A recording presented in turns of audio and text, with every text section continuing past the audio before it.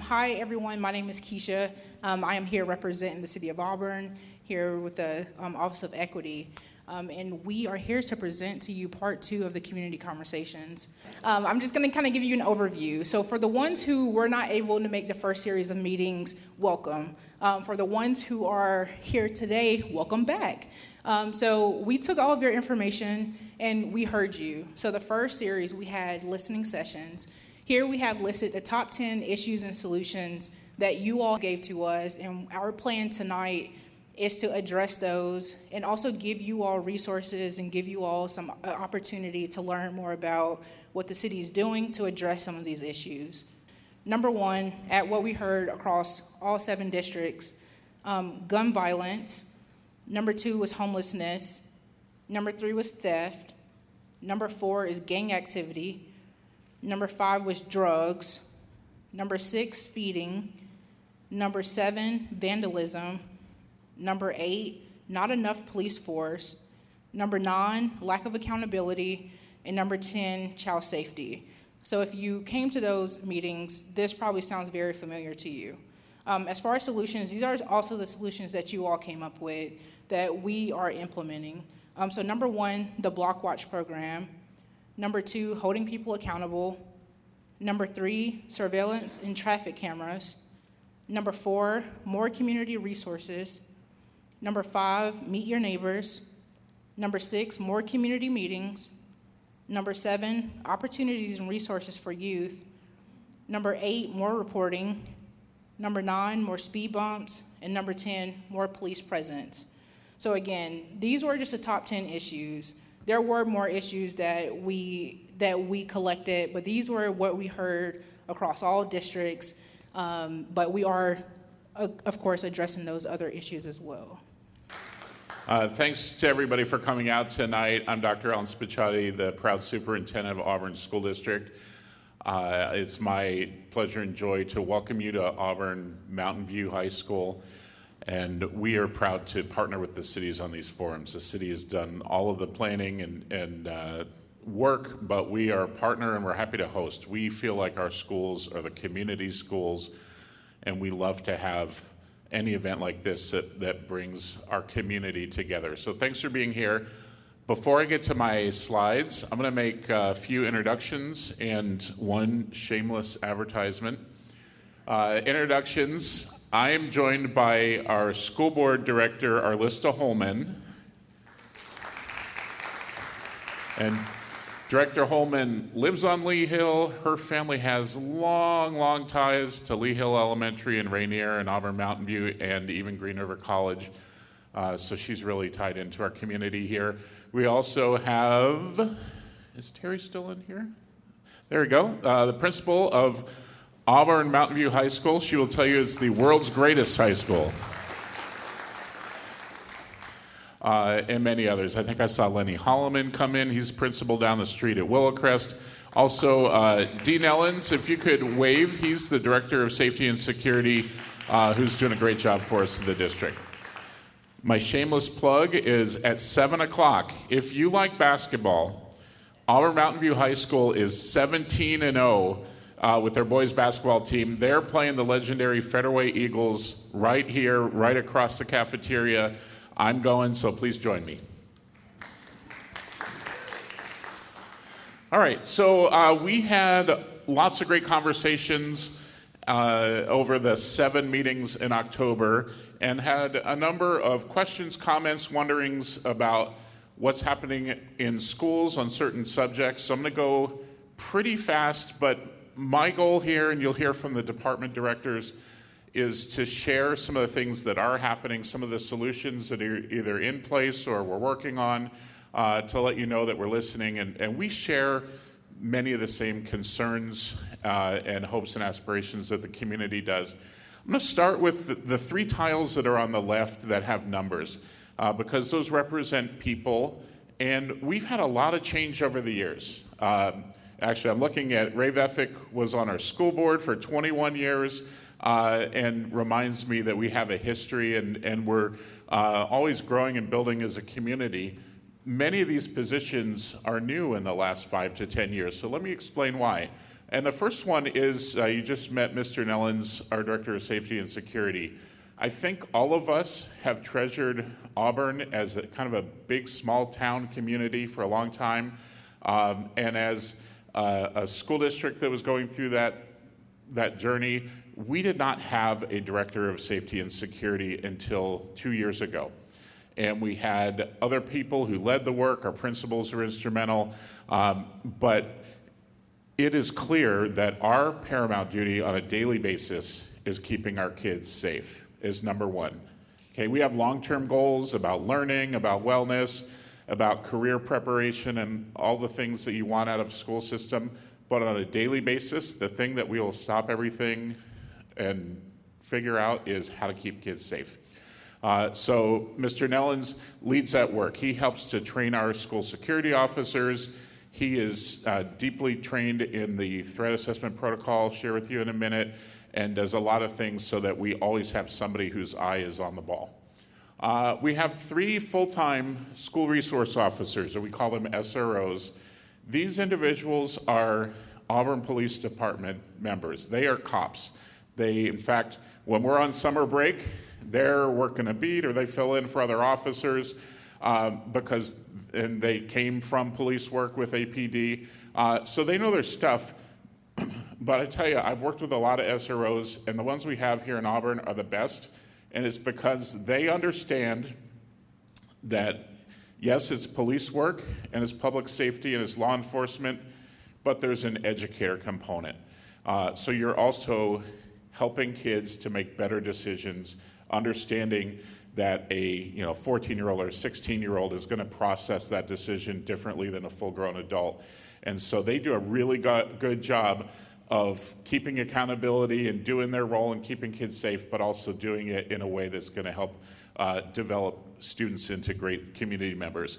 And then we have 12 campus safety officers. When I started 10 years ago, we had 3. 1 at each large high school. We now have 2 at each large high school and 1 at West Auburn and 1 at every middle school, and 1 now who's a rover who supports elementary schools. And it's so important. We just did a survey with our administrators about what resources are really key to the schools running well and kids thriving, and they were right near the top of the list. So again, great folks. Their number one approach, they're unarmed. They work for the school district. They're not police officers, but their relationships with kids are crucial to everything we're going to talk about. And then you see, of course, I can't quite see, so I'll try not to fall off the stage, but we've done a number of things to increase our security and just take caution, okay? Sometimes you hear a school is on a lockdown. It's because APD said, you know what, we've got something going on in the community, better safe than sorry, lock your doors, keep your kids inside. So a lot of these are on that cautionary note. After a meeting like this with our parents, they asked that we lock our front doors, and just for the peace of mind, and we said, you know what, that's right. So now our standard is that every door on the exterior of the school is locked.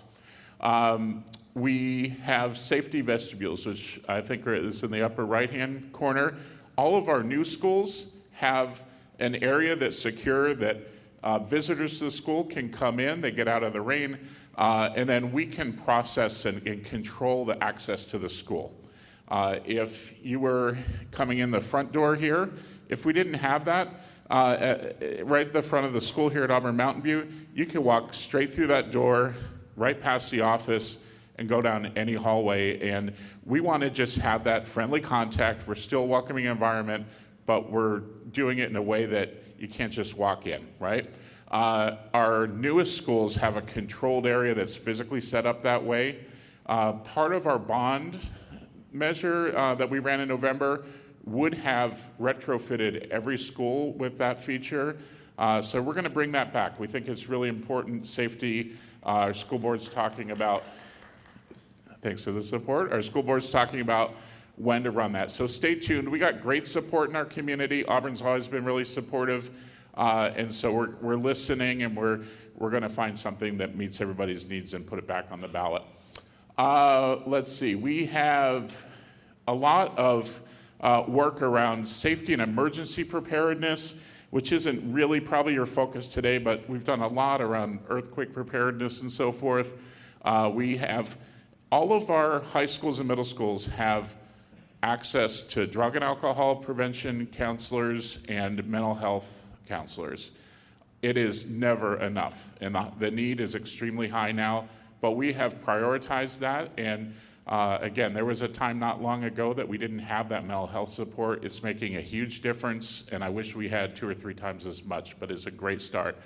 And I think I've pretty much covered everything there, so we'll go ahead and move on to some other concerns. And I'll touch on these briefly, because if you're not closely tied to the schools, you may not be here for this. You want to hear from the city, and the APD will make sure you have time for that. But vaping is the new kind of cigarette epidemic of today. And schools across America, at even the middle school level and especially the high school level, have been fighting to help kids stay safe and honestly not infringe on the well-being or freedom of all the other students. So one of the things we've done, we joined a class action lawsuit against Juul and Altria. These are companies that make and market the vaping devices in ways that it really sounds like cigarettes in the 1960s, flavors and marketing to youth and things that are totally inappropriate. And we won that lawsuit and got a 6-figure settlement just for the Auburn School District share of it. And they needed to be held accountable, right? That has helped us to buy a pilot with vape detectors that are in bathrooms. I can tell you, this is not a perfect solution. Our principals would tell you the same. But it's the first salvo in saying this is not okay. The vape detector, it's kind of like a smoke detector, except it will send a text message or email, any way to contact security staff, administration.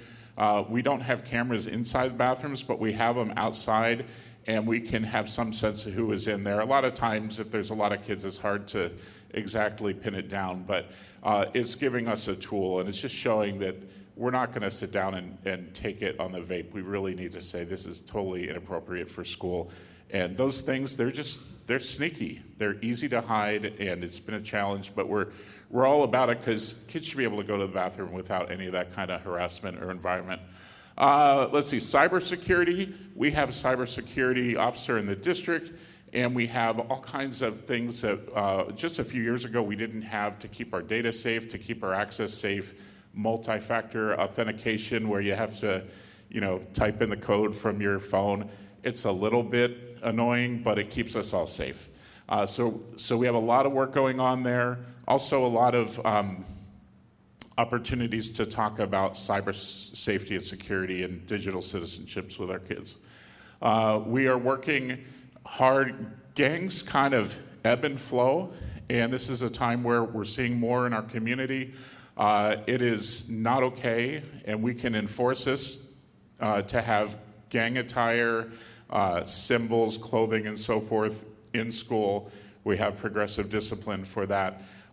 We partner with APD, and frankly, we're looking for more ways to get better at keeping kids out of gangs, thinking about, obviously if you're on this 17-0 basketball team, you're probably not spending time in a gang. What are other ways that we can reach out and connect with kids, be it through the schools, through the Parks and Rec program? So that's very much on our mind. I think I mentioned a little bit about digital citizenship, but bullying has gone online and has gone 24/7, 365, and that's really scary and unsafe for our kids. So we are taking advantage of digital tools. One thing that we have that you may not know is we have a internet security filter. It's called Securely. Parents can actually look at their child's web searches on their Chromebook computer, and then if on a web search or on an email on the district email account, a student uses a phrase that indicates possible harm for themselves or others, we get a flag, and the principal or counselor, somebody will get an email and say, just check this out. Most of the time, it's innocent. It's just kind of a term that's confusing. But we've had some really serious things that, fortunately, we get that heads up, instances where children really could have seriously harmed themselves. We've been able to intervene. So that's been a really powerful tool. Fighting in school violence, I mentioned, we have now an administrator or two in every school across the district trained in the Salem-Kaiser Threat Assessment Protocol. This takes a Secret Service threat assessment protocol and adapts it to a K-12 setting.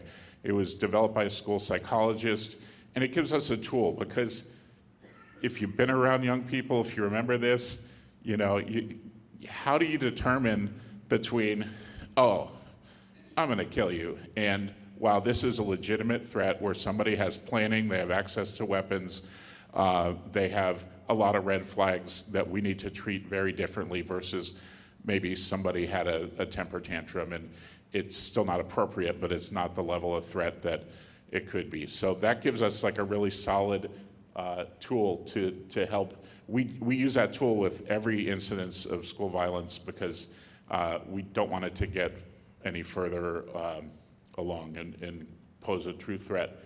And school lockdown communication, there's a lot of interest in our community of knowing things as fast as possible. We have greatly increased our response time where we'll share if there's a lockdown or a secure and teach. We will get that out typically within 10 minutes so that parents have some information about what's going on. Sometimes we can't tell exactly what's going on either because APD has the information, it's their story to tell, or there's privacy concerns. There are certain things we're not allowed to say, but we have worked to be as forthcoming as possible.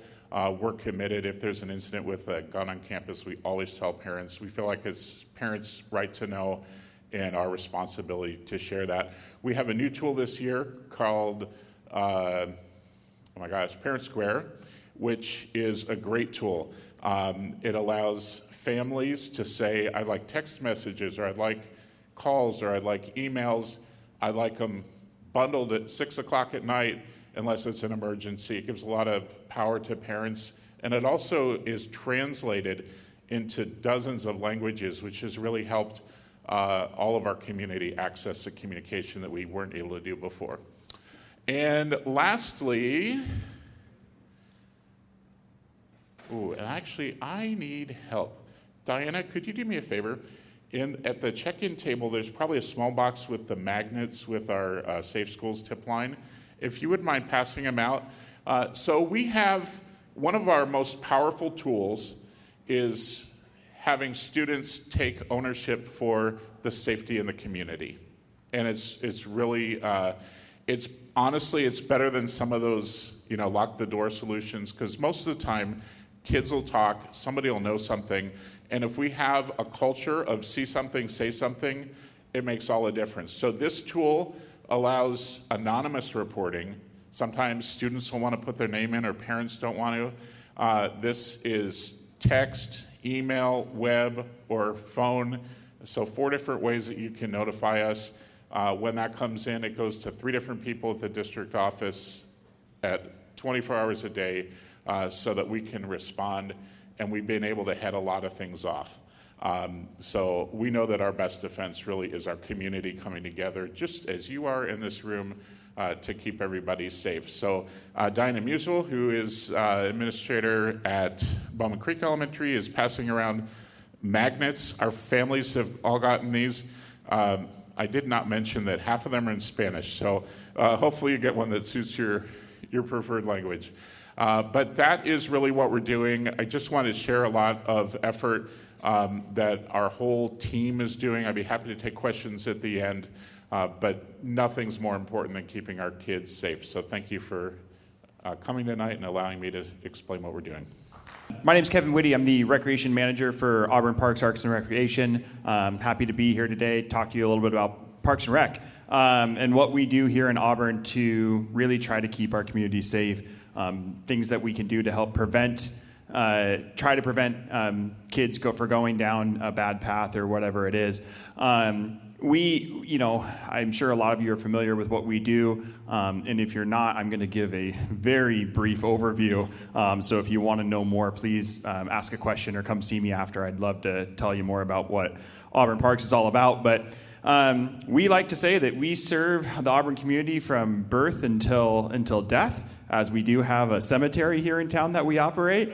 But we have programs for all ages. We have a senior center that's next door to our community center, and then our community center operates programs for preschool all the way through adults. So focusing a little bit on kind of kids and youth, we operate year-round programs for youth. We have dance programs, we have art programs, we have science programs, preschool programs. We have summer camps for preschool all the way through 18. And then during the school year, we have a full teen center that's dedicated to teens.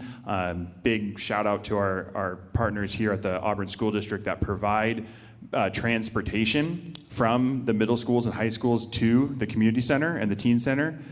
Kids can come in for $1 a day or $100 for the entire school year.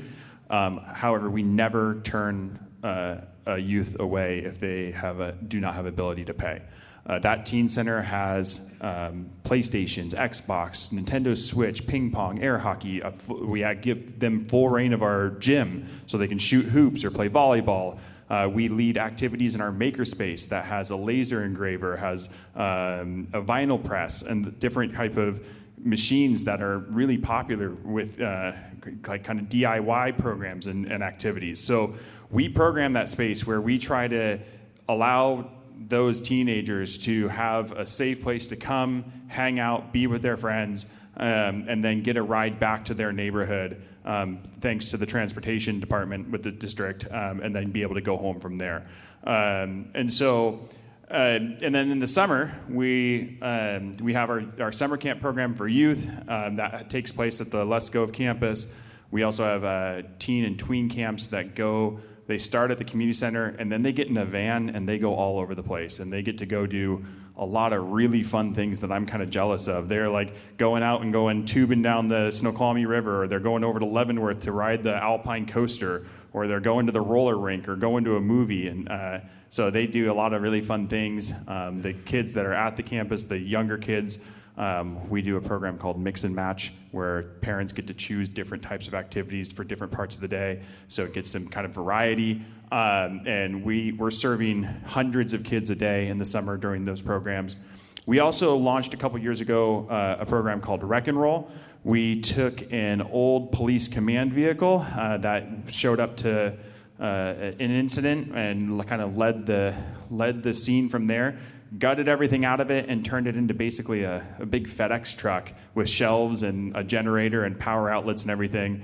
And that drives around to a different park or school site Monday through Friday for about 9 or 10 weeks during the summer. And it is a completely free program. So parents can bring their kids to the park. We're here at Lee Hill Park, just down the street, every Tuesday, which is also one of the summer meal sites through the school district. And kids can come and just play for free for 4 hours a day, 5 days a week during the summer. And the past 3 years, we've served over 1,000 children every summer in that program, which is really great, and gives people in all parts of Auburn a place to go and have a camp-like experience. We also operate the golf course. We operate the museum and the farm. The school district brings all their kids through the museum and the historic Mary Olson Farm to learn about the history of Auburn and the different types of communities and demographics and religions and races that we have here in this community. At the farm, they learn about nature and farming and where your food comes from and where salmon come and spawn. That's all part of the Auburn Parks Arts and Recreation Department. We also just opened the Postmark Center for the Arts downtown with arts and culture programs. And so we have a lot going on. And all of our programs are intended to expose our community to science, to art, to fun, to play, to athletics, to culture, to history. And so that's a very quick, fast, high-level overview of what we do. Again, I'm happy to answer questions later, and I really appreciate you guys having me here tonight. Good evening, everybody. So As Keisha said, I'm here representing Public Works. So Public Works does a lot for this community. We actually manage a lot of different things. We manage our streets, we manage our 3 utilities, the water, the sewer, the storm. We also manage our airport, and we manage the city's entire fleet of vehicles and equipment. So tonight we're just going to talk about transportation as it relates to safety and improvements. All right, so how do we do planning for transportation? Well, in 2024, we actually did 2 significant plans. One of those was our Comprehensive Transportation Plan, and the other one was our Comprehensive Safety Action Plan. Both of those you can find at our website, which somewhere up there should be the link for that. The Comprehensive Transportation Plan actually developed our policies and looked out about 20 years. And it's about how do we deal with the growth that's happening in our city, and what are the improvements that are needed to address that growth over that 20-year period. The Comprehensive Safety Action Plan was a little different. It's focused more on safety and specifically on ways to reduce the potential for crashes that involve fatality and serious injuries. So with the goal for that plan to reduce that by 30% by 2040 and then eventually get to 0. So when we did that Comprehensive Safety Action Plan, after we analyzed crash history for about 5 years between 2018 and 2022, what we found is about 18% of the crashes were related to distracted driving, about 15% involved drugs and alcohol, 24% involved a fixed object, 19% involved turning movement, and 18% were related to high speeds. Now, a crash can involve one of those items, or it can involve all of those items, or any number in between, so they don't necessarily add up to 100%. What we also found in that study is that about 59% of the crashes involving fatalities and serious injuries occurred on just 6% of our roads. So the plan identified what we call 6 safety emphasis corridors, and on that map, that's what's in that dark purple, kind of dark magenta color, is the locations for that safety emphasis corridors. We also identified other things like speeding locations, roadway curves, places where ped and bikes are at higher risk. And then we identified what are some programs and improvements that we need to do across the city to address those issues.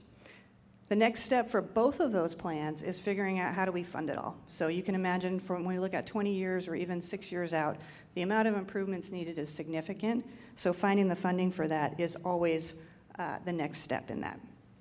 Go to the next slide. All right. One of our other programs that we've also been working on is our traffic calming program. So the intent of this program is to improve safety, reduce speeds in neighborhoods, discourage cut-through traffic, and educate the public about traffic safety. So over the last 2 years, we've completed 2 significant area-wide approaches where we're looking holistically at a neighborhood to figure out what is needed. So if we make improvements on one street, we're not just kicking that traffic over to another street and causing problems on the adjacent street. So both of those programs, we identified improvements, we found funding for those improvements, and those are actually either under construction or will be under construction shortly this year. In addition, we're working on 2 additional programs over the next 2 years, so you can see a list up there of the locations that we're looking at to identify improvements in those areas to address traffic calming issues. So with that, we also continue to do our speed studies that we do, which are 24/7 speed studies that we do for at least a week. We do it with what we call a stealth stat so that you can't tell that we're actually doing that. And that's so that we can get actual driver behavior and see what's actually happening on those roads when folks are calling and telling us that they have some concerns about speeding on a roadway. Next slide. Another program that we've got going on is our photo enforcement program. So we do that in conjunction with our police department. So this program currently is focused on speeding in school zones. So we have 8 school zones around the city where we have photo enforcement. We actually have 12 cameras, so some of those are 2-way traffic and some of those are just 1-way traffic. Since we started that program in September of 2023, we've issued 7,800 warnings, and we've issued over 37,000 infractions. So that's a significant amount of infractions, but the non-compliance rate that we've seen for significant speeding through those zones has dropped from 27% when we started to about 2% now. So the program is working. But there is a lot of that speeding going on in the community. So what are we doing next? We're actually looking at expanding our program. So the state legislature in the last couple of years have expanded it to allow us to do speed enforcement on arterial roadways, so regular roadways for general speeding, not just school zones. So what we're doing in 2025 is we'll actually study some of our roadways, some of those safety emphasis corridors that you saw previously for the Comprehensive Safety Action Plan, and we'll identify the ones where we might want to put some speed enforcement. We'll probably look at putting about 3 of those up at the most. Part of that is because we need to make sure it will work for police and for the resources we have. As you can imagine what that might look like with the amount of infractions that may be issued through that program. Next slide. All right, and then we also have another tool that you can use to find out what's going on in Auburn for our transportation projects. So we have an interactive map on our website where you can find the information for any of the projects that we have in design or construction. So for 2025, we actually have 8 fairly significant transportation projects that are either under construction now or will be under construction in 2025. And those are listed on the slide. We also have an additional 10 projects that we're working on in design that will be under construction in either 2026 or later. Next slide. Go back one. All right, the last thing I wanted to talk about is our C-Click Fix app. So this is an app that you can download to your phone. It's a great tool for us as well as for you, the public. So C-Click Fix allows us to use the GPS in your phone, and you can take photos, you can upload their requests or concerns to us directly. That actually goes straight into our work order programs for us to manage what's going on with the issue. We can also communicate back with you if we've got questions on what you've put in there so we can get better clarification. And it's a great tool for doing all of that. But it's not monitored 24/7, so it's not something that we want you to use for an emergency type of situation. So in those situations that are like a stop sign down, water over the roadway, a broken main, open manholes or open catch basins, we want you to call us immediately and tell us about those because we need to respond to that immediately. You can call us at our number during normal work hours, or you can call 911 or the PD non-emergency number so that they can call us out to address those issues. And that's what I have for you tonight. Hello, my name is Kent Hay. I'm the Human Services Director for the City of Auburn. In our department, I oversee our outreach team. So there's 2 full-time outreach workers that go out to the city, go to every part of the city looking for encampments, looking for people who are camping in the parks or on the sidewalks or people in their RVs or cars. We try to be proactive about that. They also house people, so I do also go out with them, so it's probably 2.5 of us, as much as I can get out. We carry a backpack. We have a MiFi hotspot. We have our computer. We do the work outside at the camps, at the places. So we sign people up. We partner with HMIS, which is the Homelessness Management Information System, where we're able to put people into that system. King County puts all their housing in there. We're able to nominate people for housing. And so we do house people. We transport people. We take people to doctor's appointments, whatever needs to happen to get people in a place where we can start working on their housing. That's what we try to accomplish. The goal is to always go out, make contact with people, offer services first, but we do have a camping ordinance in the city of Auburn. So we do not allow camping in the city. We don't want people in the parks. We want the parks to be able to be used by all the community. Again, the people who are camping out here are part of the community, so we do hold them accountable. We have, in the city of Auburn, let me go back to the department. Also in the department, we have a peer specialist who helps with some of the opiate stuff. So we have a lot of folks who do use opiates in the community.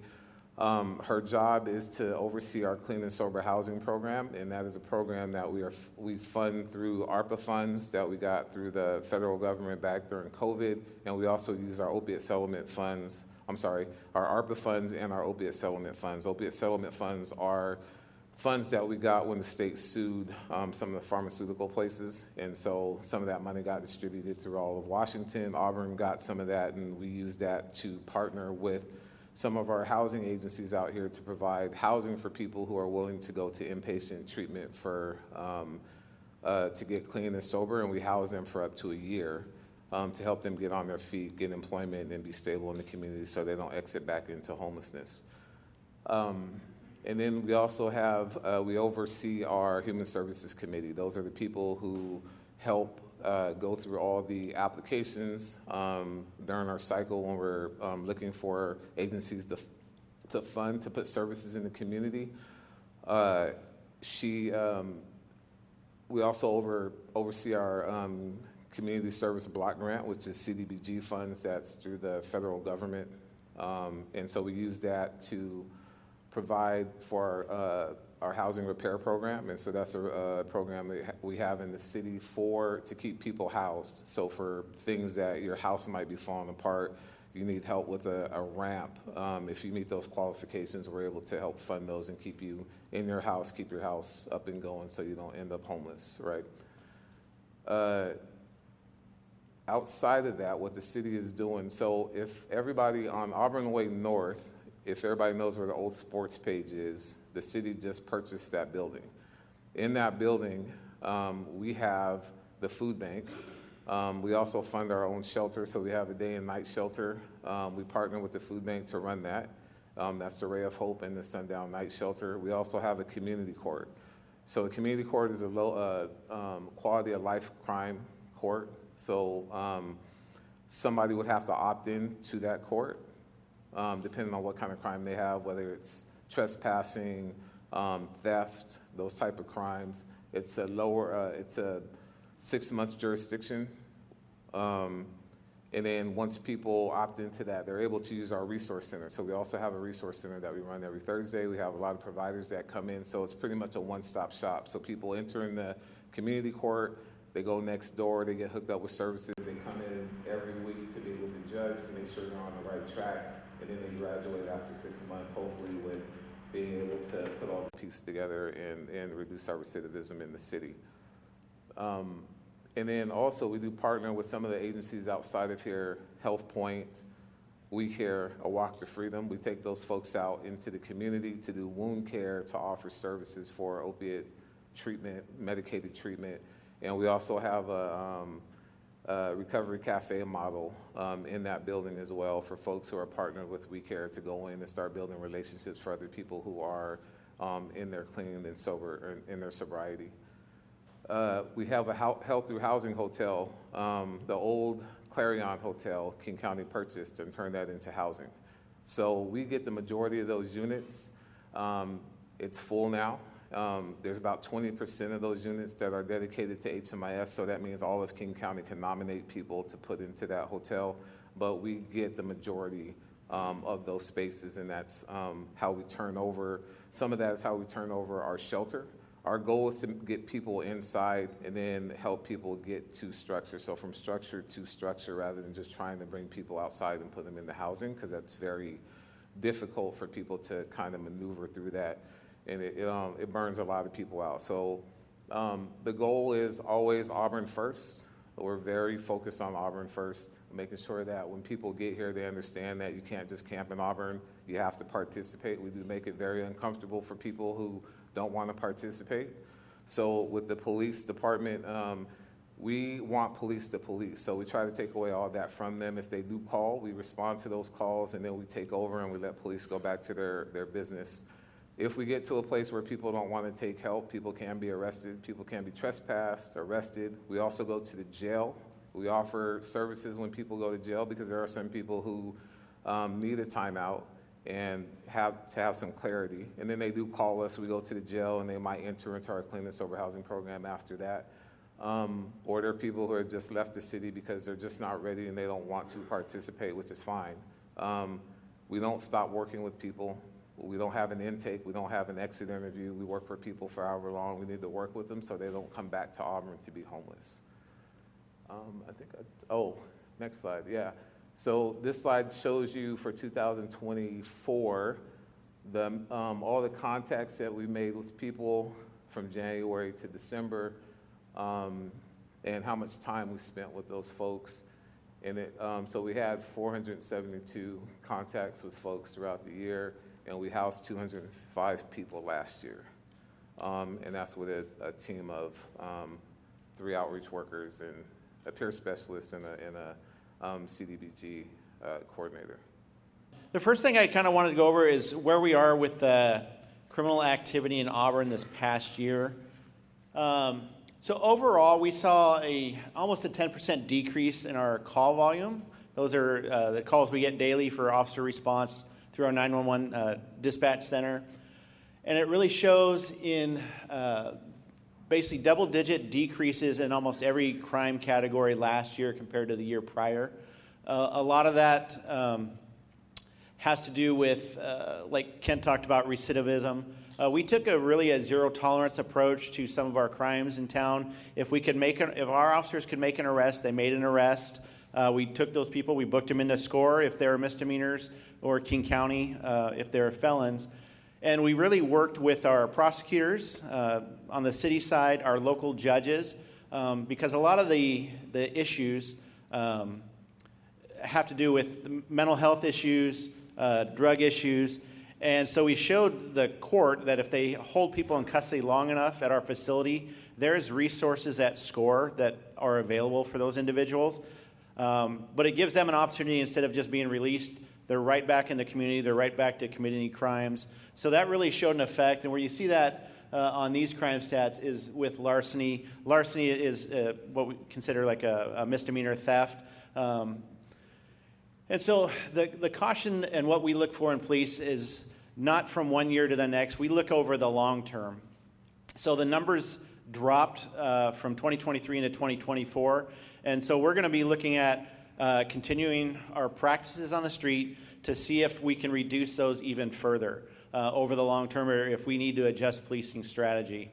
Because it sounds great to say, well, we reduced all these crimes from one year to the next, but we want to see the long-term effect and make sure they stay low.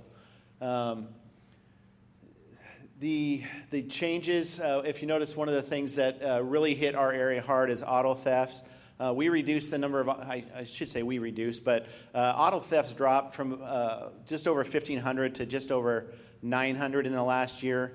A lot of that had to do with some of the changes that came out of the legislature. We have also been successful. I want to say the middle of last year, we were able to deploy 20 flock safety cameras out on our streets. And those cameras have the ability to, anytime a vehicle is entered into a state database, is either reported stolen, that there's maybe a runaway attached, there's a missing person or a silver alert attached to those license plates. Anytime that vehicle passes one of those cameras, it sends an alert to our staff of the location and the time that vehicle was seen there. And so officers are able to get alerts basically on their cell phones, and they will go out and start actively looking for these vehicles. And that has helped us recover a lot of stolen vehicles, take a lot of people into custody who are in those stolen vehicles. But it's also helped us solve a lot of other major crimes that have happened in the area. If you remember, I believe it was September-ish, we had a kidnapping case in Auburn that made the news. We would not have been successful with that, but that vehicle involved in that incident hit on one of our flock cameras immediately after. So we were able to get good suspect information very quickly and start working that case to get that resolved. And it's also helped because it's a regional database. We have had other agencies that have entered vehicles related to homicide suspects that are suspect vehicles and homicides enter the city. We're able to locate them and help these other agencies resolve their cases as well. It's also been instrumental in missing person cases, especially silver alerts. When we find those vehicles, we were able to track down the last location they were seen on the camera, and we've been successful locating people and reuniting them with their families. And so with those cameras, because of the success we saw, we were able to go this last council session, and the city council approved the addition of 20 more cameras that we're going to be placing around the city. And one thing I forgot to mention about the cameras is they are regional. So if, like the city of Kent has cameras, Tukwila, Renton, anybody in their region. They can allow us to access their cameras. We can allow them to access ours. So if we have a suspect vehicle, we can track a vehicle even if it leaves the city limits, if it's hitting on cameras throughout the region. So very successful tool that we've been implementing. We've also done a lot of work with our regional partners in the area, like the cities of Kent, Federal Way, King County Sheriffs, because what we have found is that criminal activity that happens in Auburn, those same perpetrators are usually committing crimes in other jurisdictions as well. So we have found it's easier to pool resources and get more investigators to attack those crimes and hopefully make good cases and get suspects arrested. We've also worked with the King County Prosecutor's Office. Some of the prosecution guidelines that they had within the last year, basically we felt they were making our community less safe because certain crimes weren't being prosecuted. So we worked with them along with the mayors of all the valley cities, the other police chiefs, and really got them, I think, to change some of their guidelines of when they're actually trying to keep people in custody if they're booked, asking for higher bail amounts, things of that nature. The challenge for all the cities and police departments now is with the court system, working on convincing judges to hold people in custody, hold them on higher bail if need be. But we will continue to work on that as well. So one of the other things I did want to mention is because we've had shootings in town, a lot of the times we will recover evidence like shell casings at the scene.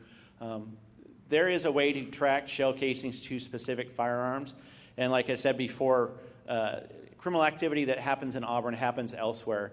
And so when we locate these shell casings, we can enter those into a database as well. And so we've been successful tracking firearms that are used in shootings in Auburn to as far away as Seattle and throughout the region.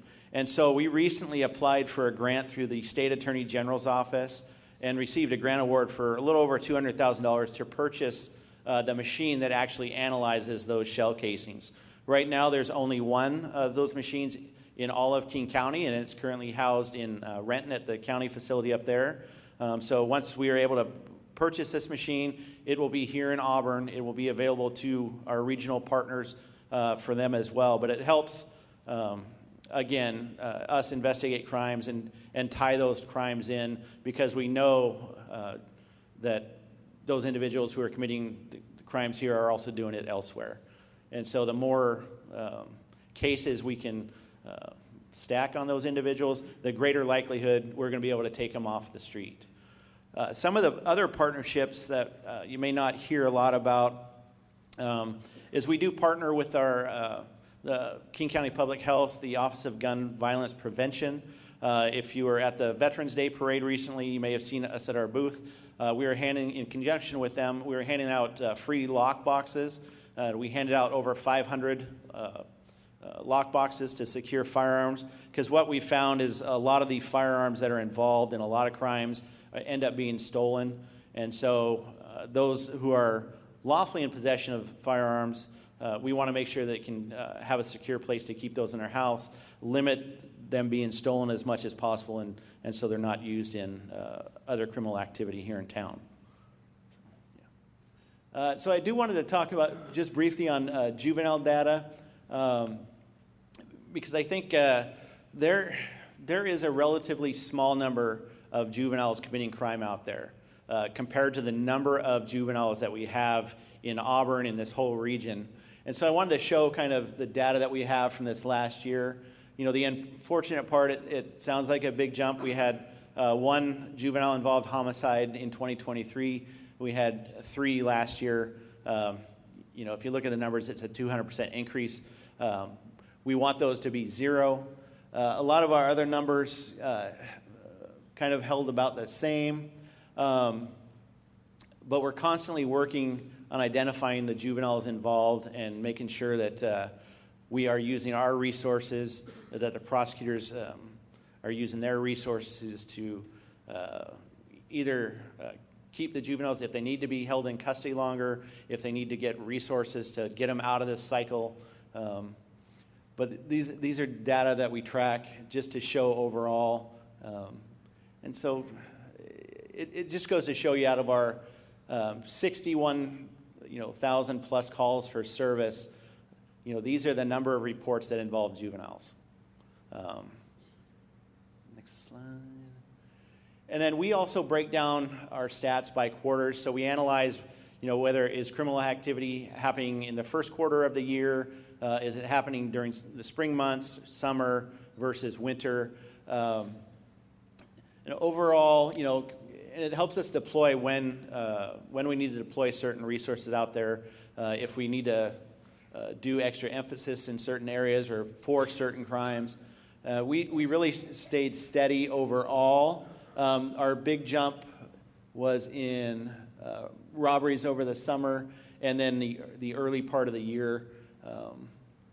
And so we try and track that just on a quarterly basis, just to see if, are we deploying our resources properly.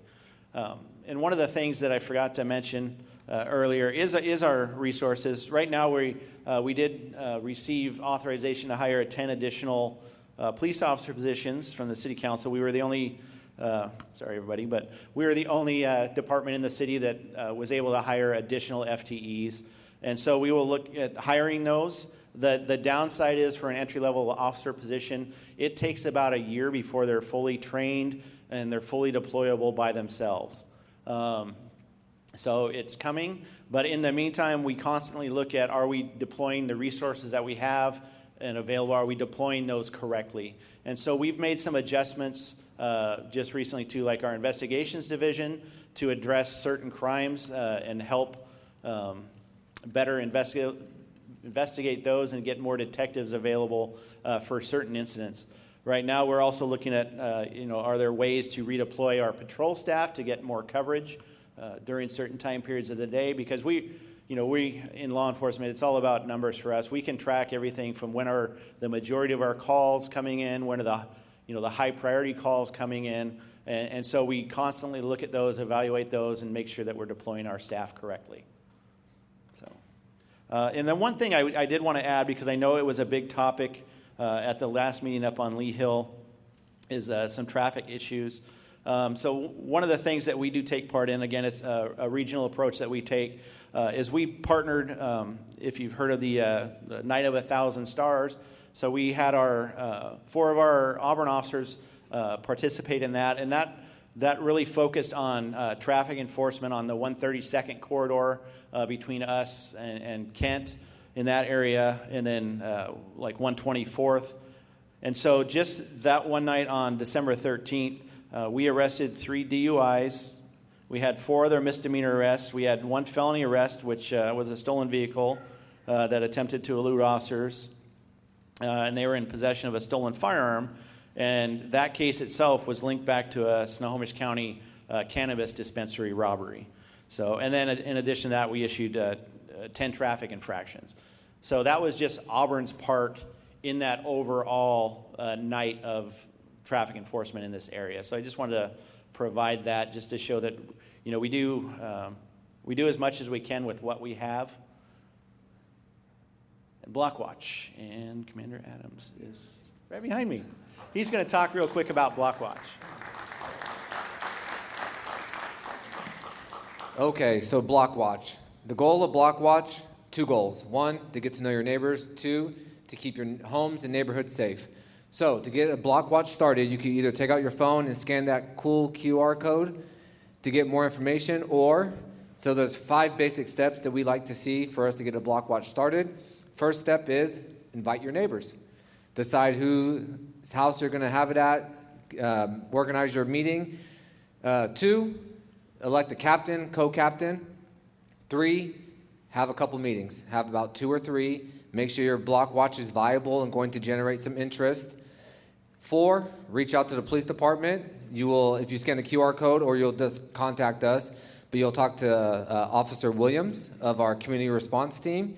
And once he is informed on your Blockwatch that it has traction, is actually moving forward, We will assist you with your meetings moving forward. We will come and speak or provide data, statistics, or whatever you need, or address the concerns that you're having in your neighborhood. So if you are interested in Block Watch, we are more than happy to help. We want more neighborhoods signed up. It helps deter crime. It helps keep you safe. It helps keep us informed on what the issues are in your neighborhood. So again, scan the QR code and reach out to us when you have your meetings going. Thank you. Thank you, Keisha. Good evening, everyone. Thanks for joining us this evening. I do want to introduce a couple of people that are with us this evening from the City Council. We have our Deputy Mayor, Cheryl Rakes. And over here we have Councilmember Kate Baldwin and Councilmember Clinton Taylor. And so, as Keisha said, we are going to open it up for Q&A. Hopefully, you found some good information tonight, maybe things that you didn't know or you had heard something about. This confirmed what you had heard. You feel like we are listening to the concerns that were raised in the first round of meetings and that we are addressing those needs.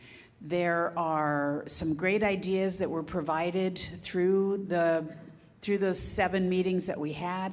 Some of those things, as I said, we are already doing. Some of them we have plans to do. And some may not be what we can do at the moment, but we will keep those. And is it still speakupauburn.org, Keisha? I think it is. Speakupauburn.org. Is that right? Yes. Any questions out there? Yes.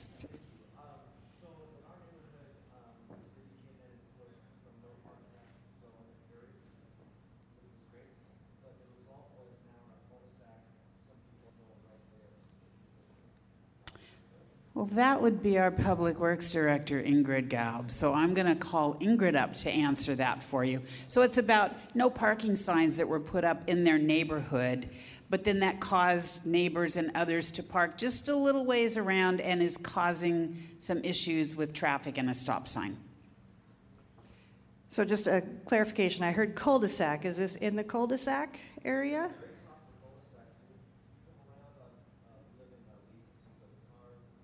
Yeah, so there are some limitations as to where people can park as you're at an intersection or a corner or in that cul-de-sac.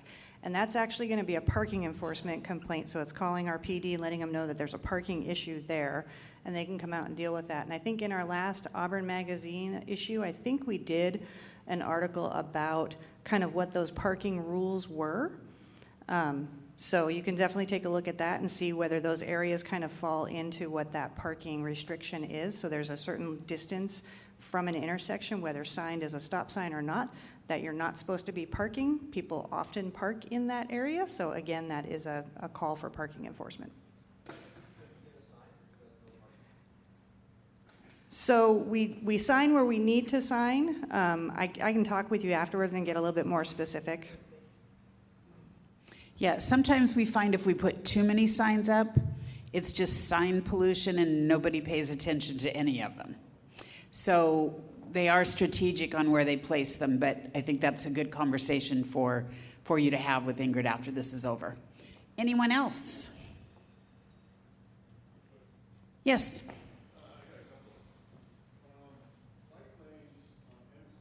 Bike lanes on M Street. By the trail or the railroad pass, the railroad overpass. And then further down, there's no bike lane until you get to, I'm not sure the street, that runs parallel to Auburn Way on the east side, behind SARS. And there's bike lanes all the way down there. So when are they going to complete the bike lanes on M Street? So it's the only north and south bike lanes on this side of the railroad tracks. There's bike lanes on the other side, but not on this side of the railroad tracks. And my second question is the senior center pickleball, or the pickleball, with the wanting to put in memberships and not having enough play time and turning people away, and then having to have a membership. So I understand that program for the membership has been put on hold until there can be more discussion with those who are pickleball players, correct, Kevin? Yeah. Yeah, the idea behind that program was to try to create more opportunities for pickleball, not less, and not exclude anyone. But we received lots of feedback. We are always trying, when we introduce a new program, to make sure that it's fair and equitable, and sounds like this wasn't received as how we intended it to. So we're going to put it on hold and continue to get feedback from the community. Pickleball obviously is one of the fastest growing sports in America. We have a lot of great and wonderful pickleball players here in the community. So we're going to continue to try to find times to expand those programs without, of course, excluding anyone and accepting all types of health insurance plans that allow people to come and play for free through that program. But for now, we're not changing anything because we got a lot of feedback, and so things are going to remain the same while we continue to evaluate how we can expand pickleball programs in Auburn. Okay, one more thing on that. Sure. Everywhere else around, and I know this might be a little expensive, supplies pickleballs. Auburn's the only place that doesn't supply the pickleballs. We have to bring our own pickleballs. That's something we can change. We can make sure we get pickleballs for our open gym times so our community can play and doesn't have to bring their own. I will make sure that happens. Perfect. Thank you. Thank you very much. Thank you. And Ingrid, I'm going to turn it over to you for those complete bike lanes. So understand the concerns on how our bike lanes have laid out over time. A lot of that has been around where we've gotten money for projects and when. One of the things we did in that comprehensive transportation plan this last year that was required to be done with the legislative rules and regulations that we work under is that we had to actually bring in our non-motorized more completely into our comprehensive plan. So there is a very thought-intensive map that's in there that shows what we want to do for bike lanes where in the city throughout all that connection. And as I said during the presentation, the biggest part of all of that is once we've identified what we want to do, we got to find the money for it. And that's not as easy as it sounds when you talk about what we need to do for bike lanes. So especially if we're trying to accommodate both traffic, bikes, and pedestrians on sidewalks in a corridor, the cost to do that is rather significant. And so finding those funds is our next goal in trying to accomplish what's identified in that plan for how those bike lanes and bike paths connect and what exactly those bike lanes and bike paths look like as we build out those corridors. Ingrid, other questions? Yes, Skyman. Skyman here, Auburn's local superhero, but question for Human Services from Ken Hay, I imagine. Probably loud enough, I think. Not everybody can hear, and we are recording it, so we want to make sure. Okay, Skyman here, local Auburn's real life superhero. Question for Ken Hay and Human Services. I understand that the outreach team only has 2 peer support specialists. That doesn't seem like enough people with lived experience. I have plenty of lived experience in behavioral health. I have 85 hours worth of training in peer support. I'm certified, and I just feel like Skyman would be a great fit for City of Auburn, but only funding for 2 peer support specialists? I think I remember knowing when Jackie, she worked for City of Auburn for a while, and it's just, like I said, I don't think 2 for an outreach team the size of Auburn is enough. People with lived experience matter. So I would say a couple of things about that. Everybody on the team has lived experience, right? One of the peer specialists, she came from We Care, Christina Alexander, she's really good. Also Patty, Patty, and yes, and she's really good. She has the type of lived experience that you're talking about as well. I believe less is more, right? I think we do a good job with the team that we have. Also, if there was funding, right? Because again, that's a real thing, is like the chief said before, we funded a lot of police officers with this budget, so there was no FT to the Human Services Department. So we're doing the best with the people that we have.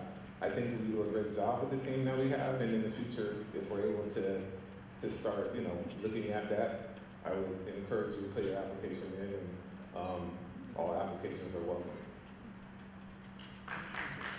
And I will share with you that Kent and his team do an amazing job in the city of Auburn.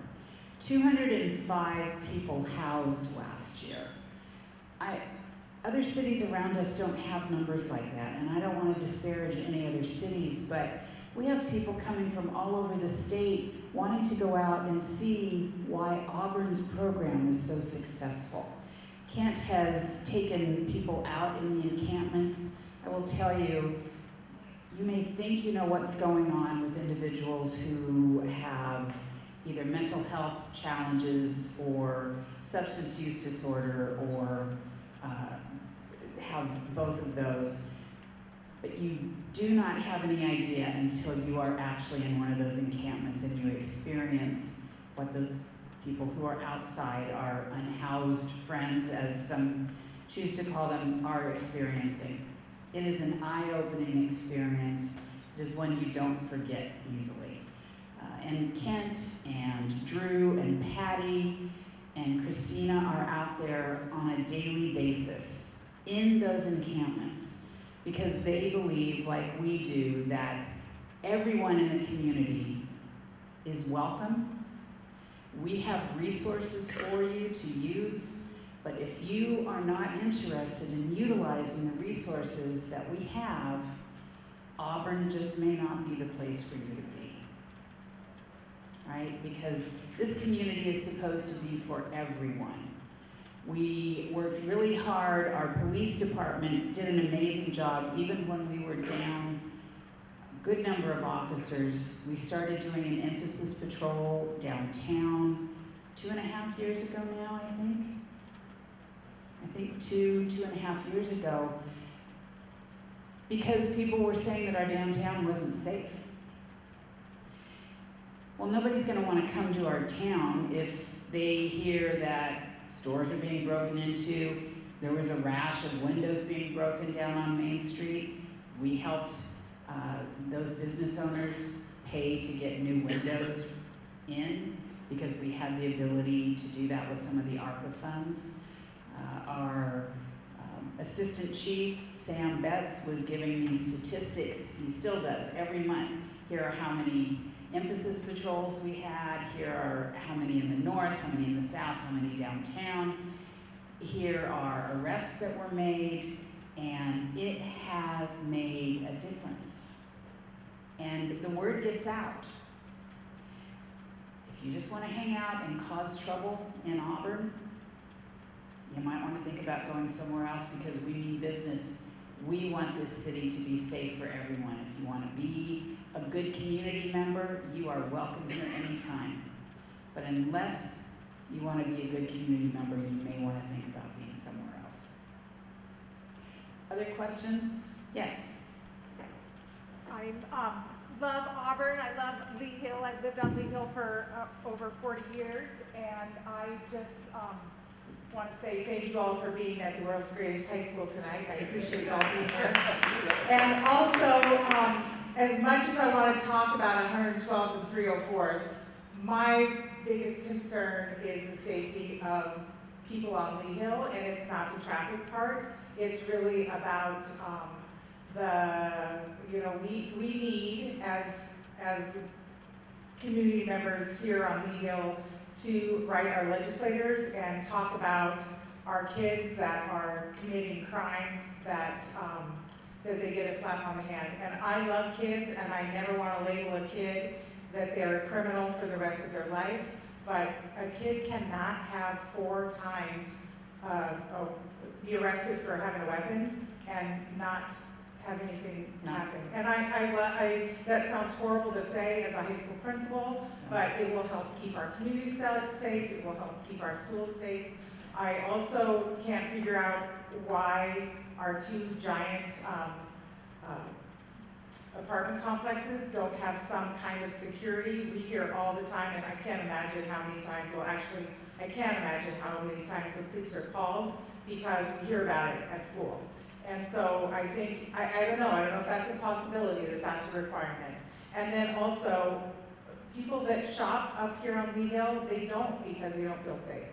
So I'm happy that downtown feels better, but up here doesn't. And so I hope we can get some help with that.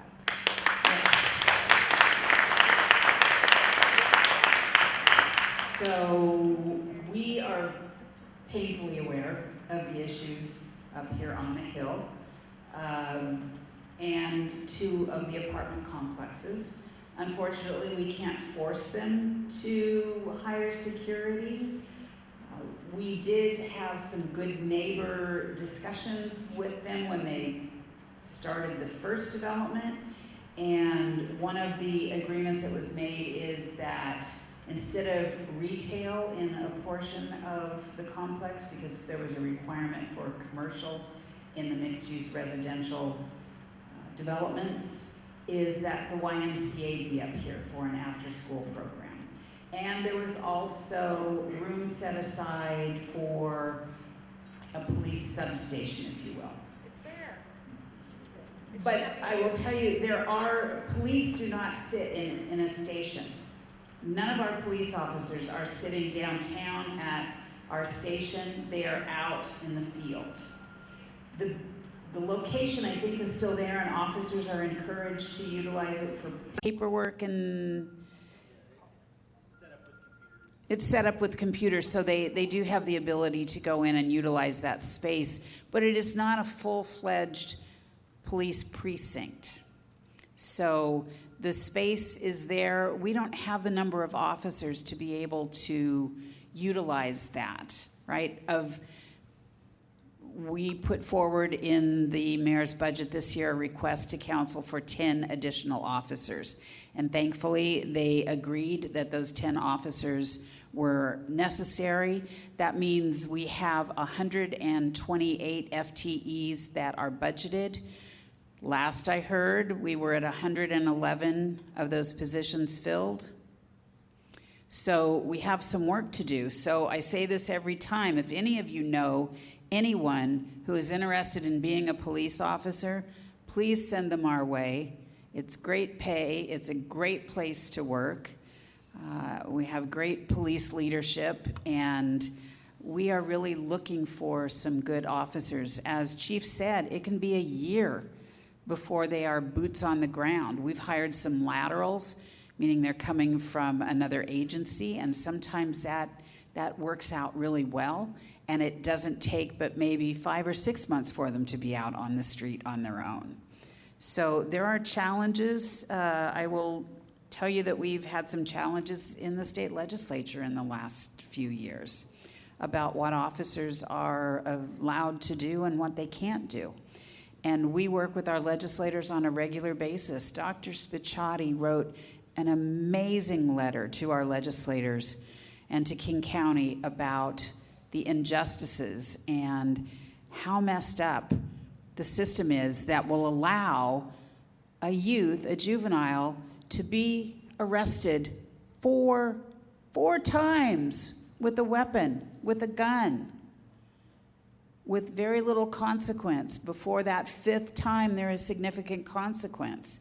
Now, that's one of the areas that we worked with our King County Prosecutor's Office and told them, we can't have this anymore.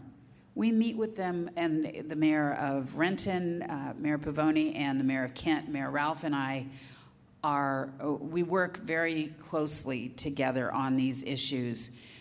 And we just kept harping on them. This can't be the way this works. And so now they are willing to be a little bit more severe on what they're asking for with these juvenile cases. But again, that is dictated by the state. State legislature has said 4 times. Now, last I heard, a student brings a gun to school, and that's the worst thing that we ever want to have happen. But it seems like you bring a gun to school and you might get a week's electronic home monitoring at home. That doesn't make any sense to me. So we are, right now, we are in the middle of the state legislative session, and we are going to be, on our homepage, we are going to have a place where you can follow all of the bills that we are tracking and how we feel about them, whether we are supportive of them, whether we are neutral on them, or whether we are opposing them. And we'll also, I think we may already have them, but we will also have the legislators from all 3 of the districts that Auburn is in. We are in the 30th, which is the southwest portion of Auburn. It's mainly Federal Way, but a little bit of Auburn. We have the 31st, which is the southern portion of Auburn, and we have the 47th, which is mid to north Auburn. And so we are fortunate that we have 3 senators and 6 representatives to serve us, but that can also be a challenge to have 3 senators and 6 representatives serving us because they don't always agree. So we will provide that information to you so you know how the City of Auburn is feeling or whether we're supporting a bill, and how you can contact your legislator to let them know how you feel about those bills. Because I've said it before, I can talk to them until I'm blue in the face and I'm still just one vote in this community. But you all, you add up in their minds when it's election time. Yes? I want to commend Auburn for cleaning up and maintaining the River Road. Thank you. Thank you.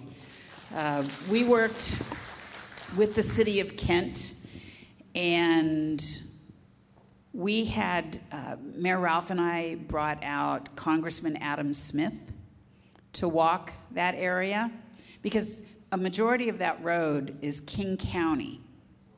And so King County had a hands-off policy. Kent and I drove Executive Constantine around and made him get out and walk in some of those areas. And it still took us a year to get it cleaned up after that. But I am really proud of the work that was done to get that cleaned up, and appreciative of King County for coming around and doing that work. And the maintenance. And the maintenance. Go right back to the way it was. I drive it on a regular basis just to make sure that nothing is popping up, and I can assure you that Kent is over there all the time too. Thank you for that. Is there a question? Yes. Oh, okay, sorry. And then we'll come to you next. Is there a class or an instruction in our school system that would give these young people some idea of what criminal consequences will be? And if not, I think it would be a good start at the beginning. Thank you for the question. Actually, I have a related question. I have a similar question. Are there any plans in place to put Rachel's challenge, which was this anti-bullying assembly in place? So let me try to hit both of those. And I'd like to just clean up one thing. While the consequences on the criminal side are severely lacking for possession of a firearm, it is a mandatory 1-year expulsion if a firearm comes to school. So they're not here.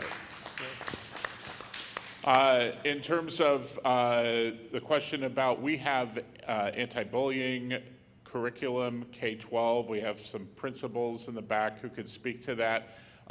We have a period that happens in the high schools where social emotional learning curriculum happens, which is a lot of the things that happen in that assembly. And then our schools do have assemblies that are geared towards, kids being good citizens, kids being good to each other. Breaking down the walls is one that some of our schools use. Auburn High uses Capturing Kids' Hearts.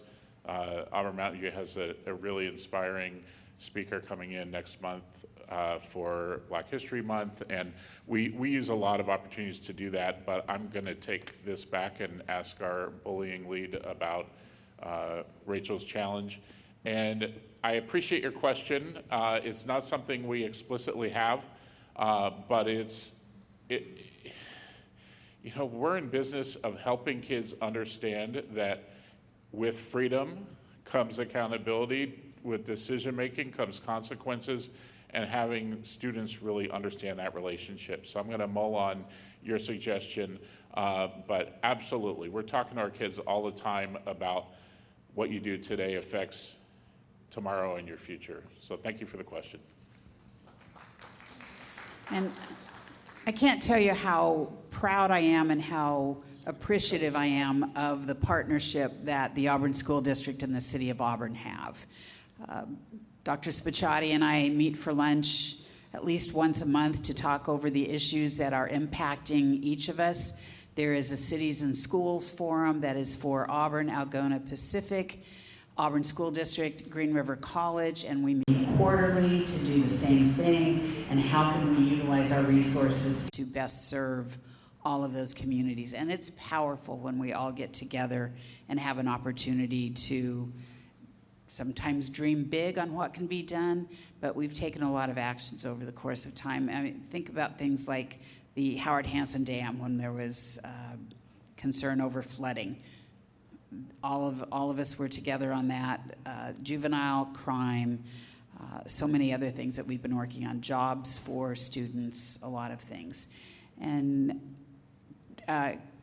yes, you have a follow-up? Okay. Yeah, this concerns environment. We live on Southeast 312th Way on the other side of Highway 18, and the drainage along 312th Way is full of garbage that you would not want to see at the dump. And we have made Auburn aware of this for, I know, at least a year. And people have been contracted to pick up a lot of the debris on both sides of the road, but nobody's been challenged to clean up what's in the stream itself. There's tires, there's garbage, there's luggage, there's metal bins, and I mean, yeah, stuff that's not good for a salmon-bearing stream. Yeah, and I believe that portion of that stream is actually in King County, so we don't actually have the ability to go do that. When you've given us those complaints, we pass that to the agencies that are responsible. So there's a portion of that that's King County, a portion of that that's WashDOT, depending upon where those boundaries are. But I can assure you that if it was in Auburn, we would go in there and deal with it, but it's not in Auburn's area. Okay, this stream is located between Highway 18 and 312th. I understand. And we've been told that that portion of the road is Auburn's responsibility by Auburn, by county, and by state. So.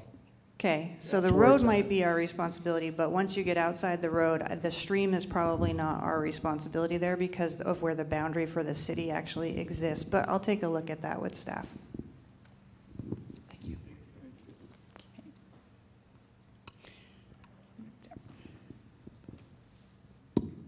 Thank you. Just real quick, I wanted to second what Terry Herron said a few minutes ago. The apartment complexes up on the hill have changed the hill. Yes. And it doesn't feel nearly as safe as it did before. And is there anything that the city can do? Is there anything that the police department can do to hold the apartment management companies a little bit more responsible for what is taking place within their properties and for the people that they are tenants there? And my second question is about the schools. We used to have the DARE program to talk about drugs and how that affects, people and kids. I have kids in every level of school. I have lots of kids, and they're everywhere. And they're old, they're young. My older kids got that education in this school district. My younger kids are not getting this education. So why are we not talking about drugs? Also, gangs.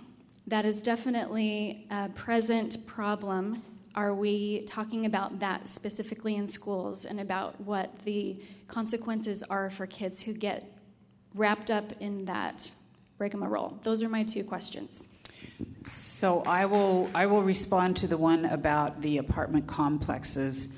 I will take the responsibility of working with the property management group and having a meeting with them, with our police, with Kent, with all of our services to talk about exactly that. We have done that with other developments in our community down at the north end of town, Coppergate, which is where, for those of you that have been around for a while, where the old drive-in movie theater was. Coppergate has been very good about working with the city because there have been many situations down there, many of them involving juveniles. And so the development company has been very good working with us.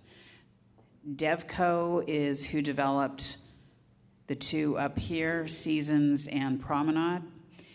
And they're not exactly the other developer. But we will be in contact with them and we will schedule a meeting to discuss those issues. So thank you for that. And then I'll turn it to Alan. Thank you. Thank you for those questions. The DARE program is fondly remembered by many community members. Unfortunately, some of the research on the DARE program found that it just really wasn't the best use of resources in terms of both financially, but also the staff availability of the people to deliver the program. We have extensive drug and alcohol prevention, probably more than we've ever had. We have a coalition that the district leads that has community partners and agencies, city representation. We have drug and alcohol prevention counselors at the high schools and middle schools. We've from time to time put on parent nights about like what to look for and things that you might think are innocent or paraphernalia.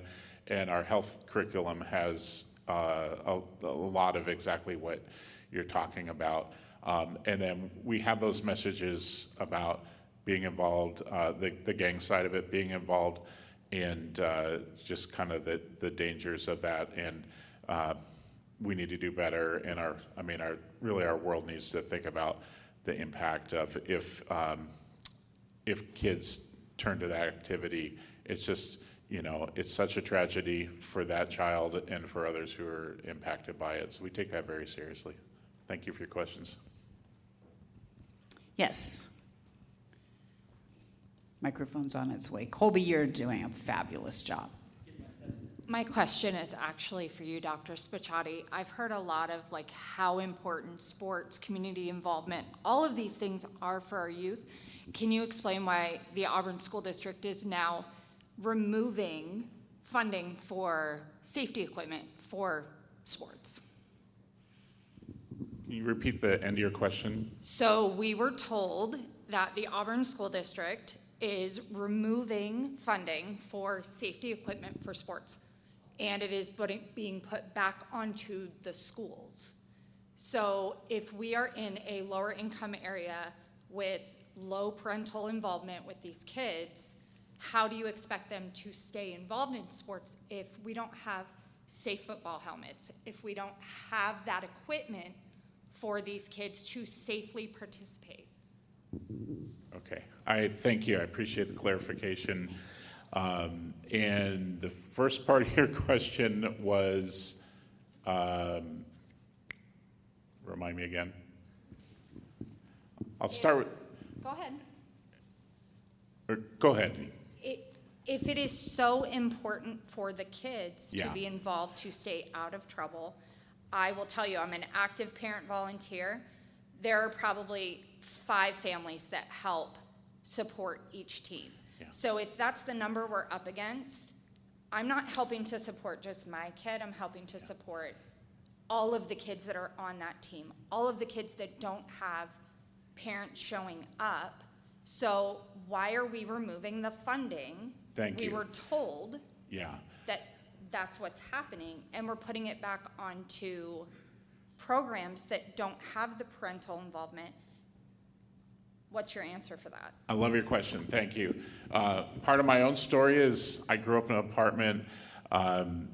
We couldn't afford a musical instrument. I was like the band geek kid. My mom said, if the school has an instrument you can use, you can be in band. Otherwise, sorry. And I ended up being a music major in college from that. So that really resonates with me. And we know that there's income disparity across schools within Auburn and certainly between Auburn and other communities. And what you're describing that's not acceptable. If it creates a barrier for students to participate, it's not acceptable. So I'll take that back. We are in a very difficult type budget, and you're going to hear about that with districts all over the state. We're not nearly in as bad a place as many, but we're looking for places that there are opportunities for efficiencies. And sometimes school budgets might have it, and we might not have it in athletics budget. That's the back and forth we're having, but we will not let kids not be safe or not participate because their school doesn't have the funding or they don't have the booster club support or whatever is the barrier. That's not okay, and I take that to heart personally. So thank you for bringing that up. We do invest in sports, and we're one of the few districts in the region that has zero pay-for-play requirement, and most districts you pay by the sport, and it's $100 per sport or whatever, up to a certain limit if you play 3 sports or you have multiple kids. And that's a commitment that we made a long time ago and have stood by for that exact reason. We also have a robust middle school sports program that gets tons of kids involved. So we're doing a lot of things right, but I appreciate hearing that, and maybe I'll check out with you at the end just to see if you wouldn't mind sharing the school and the concern. Thank you for your question. Any other questions? Yes. I was wondering if there's talking about the apartment complexes up here in the hill. They are a huge problem for us, and I'm just wondering if there would be a way to leverage the city attorney's office to look at some civil remedies to what's going on up there in case the efforts to work with them are not successful. Maybe we've got opportunities to leverage that city attorney. Yeah, when we have that meeting, I can assure you the city attorney will be involved. Someone from their office, if not the city attorney. Yes. My name is Kim, and I work at Constantino Apartments up on the hill. So when they say apartments in general, I wish they would say which apartments. So I mentioned those 2 apartments. Okay. So I opened that property 25 years ago, and we also, the owners own the one across from those. We've had bullets go in the one across from those through 2 buildings to the manager's office before. But where I'm at, before you go up the hill, at the top of the hill there, I went to school for law enforcement to be a police officer for Pierce County, passed everything. My friend taught me into doing property management 34 years ago. So we have our eyes on everything at our property. We're out on the property. We have extensive conversations with the person that comes in, and that's what's helped us a lot. The communities that sometimes have the difficulty are not tenant landlord involved. They just close their eyes and do their job and do whatever. We are very on top of everything with all the residents, follow up on everything within 24 hours. Get out there, go look, see what's going on, run out with our keys. Who's out there? What which kids are doing what? That don't live here. And I've had talk with kids that don't live there. Let them in school them know that they cannot come into apartment communities because they're all private property, and the kids didn't know that. So that has helped us a lot, not having some of that situations occur when they want to come, beat up a kid or something. I run out there and find them down the street and, hey, how you doing? Be nice, not what are you doing? So we try to get involved with the kids and be talkable with them and school them a little bit that they don't know certain things. But yeah, it's been. I'm hoping that they get those managers involved in things, or because I know they go through a lot of managers there because some of them are scared. Right. So it would be good to get management team in there with maybe more members in there to be more hands-on, because they're turning their way of people living there that are criminals, or sometimes, not all of them, but a few, because I've heard people that moved down to my property because of that. And I just think they have to talk to the managers over there. But that's what needs to be involved with the management team, staying longer, getting more involved, maybe having a few more people work in there, and really having one-on-one time with each of the people that move in, and to help them out, to see different things. So yeah, thank you for being an involved property manager. That makes a huge difference. Thank you. Yes, you can give her a round of applause for that. Any other questions as we wrap up here this evening? All right, well, you know where we are in case something comes up.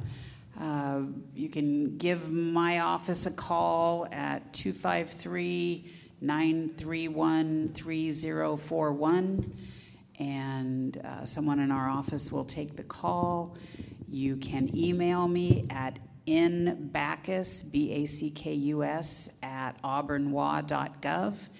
And if I can't answer the question, besides the people that are over here that were really great at answering questions, we have a whole amazing team of directors and their teams that can do a great job as well.